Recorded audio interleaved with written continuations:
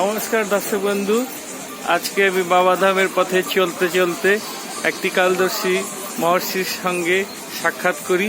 তার কিছু ভিডিও আপনাদের সঙ্গে শেয়ার করব। আসুন সঙ্গে একটু পরিচয় করা যাক। महाराज, आपका शुभ नाम क्या है? सुभाष दास। सुभाष दास। अयोध्या में हम हैं भूमिहार ब्राह्मण। अच्छा जन्म स्थान बिहार है, लखीसराय अच्छा लोहिया जन्म स्थान, लेकिन रहते हैं अयोध्या तपस्वी छौनी, वहीं रहते हैं। और मेरा नाम सुभाष दास। सुभाष बाबा जी, बैद्यनाथ धाम के बारे में आप मेरा भक्तों श्रोता को कुछ बोलिए।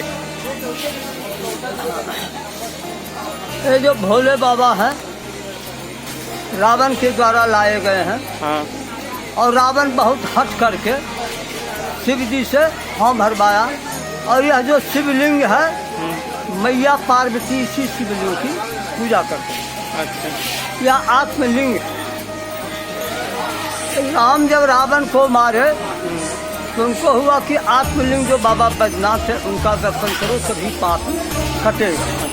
अर्थात यह जो शिवलिंग है संपूर्ण कामनाओं और संपूर्ण पाप हरता शिवलिंग है। अब मैं संपूर्ण भक्तों से अनुरोध करना चाहते हैं। तुलसीदास जी लिखे कि सुकृति करत न पाप सिराही, रक्त बीज जिम बाढ़त जाए। तो इन भक्तों से हमारा कहना है कि आप लोग जाते हैं तो कम से कम बाबा भोला से एक शब्द का प्रार्थना कीजिए कि बाबा पानी के बिना हाहाकार हो रहा है। इतना में आपका क्या चला जाता है? खाली स्वार्थ धन बटोरने के लिए जा रहे हैं। दूसरी बात, आप बाबा से कहिए कि बाबा हिंदू राष्ट्र बनाइए।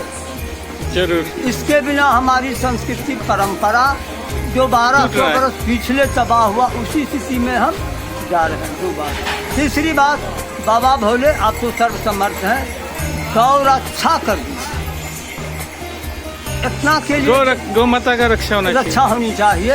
आज गौ को काटने के लिए, गौ माता को काटने के लिए मोदी जी आदरणीय जो कि बहुत कीर्तमान है, बहुत अच्छे काम किए हैं, हम निंदा नहीं कर सकते हैं। लेकिन जो त्रुटि हुई है उसके बारे में तो हम जनता है, बोलने का अधिकार है।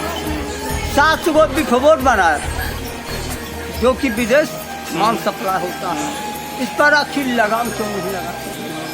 जो कहते थे कि गाय कटती है तो मेरे छाती पर सांप रेंगता है। कुर्सी में क्या वह कुछ है?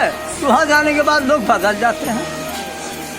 और अंतिम में हमारा कहना है कि आप भक्तगण भक्त हैं, जिस भाव से जाइए, लेकिन जिस दिन भाव आपका सार्वजनिक हो जाएगा, परमात्म पथ पर चलने वाला हो जाएगा, सर्वहितैषी हो जाएगा, उस दिन आपका कोई भी विचार रहे, कोई भी कर्म रहे, वह प्रशंसा के पात्र में बदल जाएगा। इसलिए आप बाबा भोले से मांग कीजिए कि बाबा भोले कैलाश हमरा था उसको लौटाने दीजिए।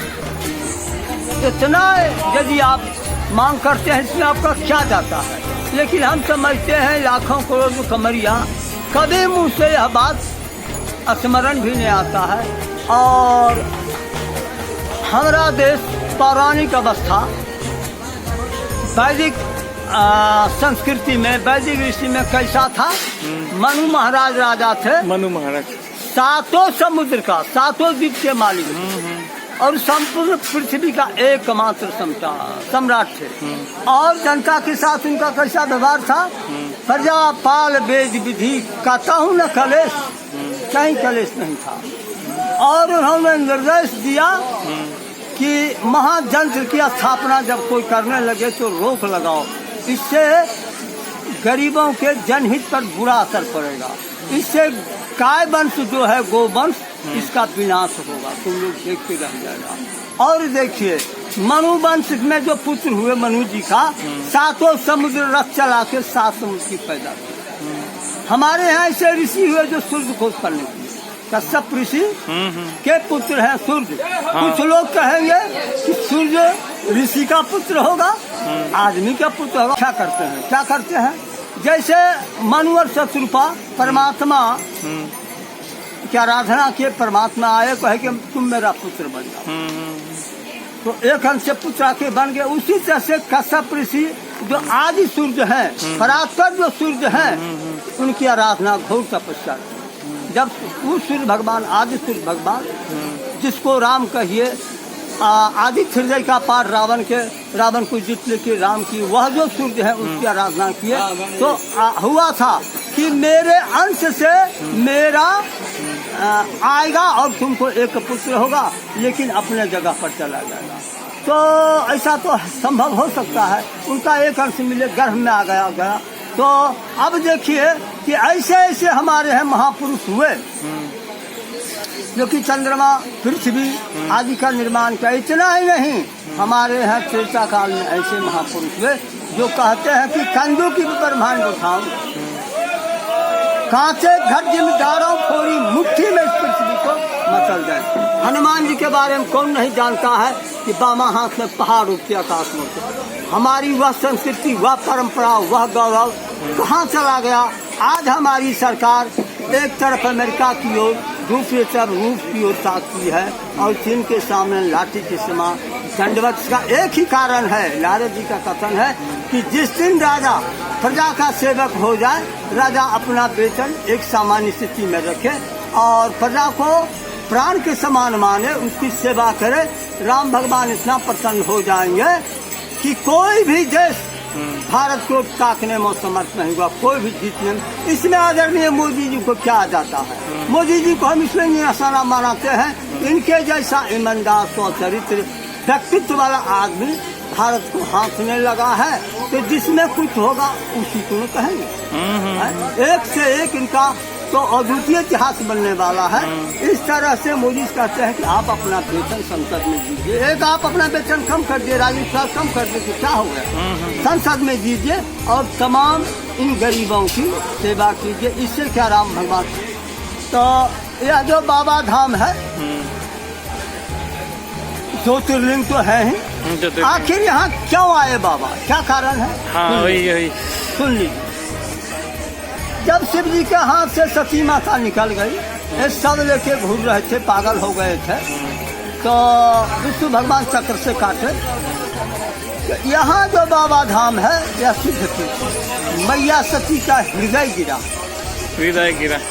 जब मैया का हृदय गिरा है तो बाबा भोला तो आना है, कौन बहाने से आवेंगे, सुना तो जाएगा। एक कारण। दूसरा कारण है कि रावण महाबलशाली है, कैलाश को उठा के चल दिया शिव जी को, तो लगा मैया को कि रावण इतना शाली है, यदि यह शिवलिंग मेरे हृदय पर स्थापित हो जाए तो रावण का पाप भी इसको तक से मस्त नहीं कर सकता है। और रावण जब स्थापित हो गया विष्णु भगवान के द्वारा, ज्यादा भी फलना जो रहे स्थापित हो गए, तो रावण आया उखाड़ने के लिए, सारा शक्ति लगाया, तब से मस नहीं हुआ और अंत में उठा के दाब भी दिया। और उस समय उसको ज्ञान हुआ कि जो हम कहा वह चल नहीं सकता, जहाँ तुम धर दिया सिद्ध हो गया, हम क्या करें। और यह जो पेशाब लगा, यह मैया की प्रेरणा है, गंगा को प्रेरित कर दी, इसके शरीर में प्रवेश कर जाऊँ। अब रावण को पेशाब नहीं घटता है, क्या करें। तो ऐसे स्थिति में आद्या शक्ति की छाती पर यह शिवलिंग है। यहाँ शक्ति और शक्तिमान का मेल है। जो कोई भाव विह्वल होकर के आंगन में भी एक बार बाबा को कल जोड़ के कह देगा, और वह भी परहित के लिए कह देगा, राष्ट्र उन्नति में कह देगा, बाबा जरूर। इसलिए हम कमरिया से प्रार्थना करते हैं कि आप राष्ट्र, हिंदू, गौ रक्षा और वर्षा आदि के लिए इससे प्रार्थना कीजिए, जरूर सुन जाए। जय श्री राम, जय हनुमान बोलना तो कितना है। जय श्री राम।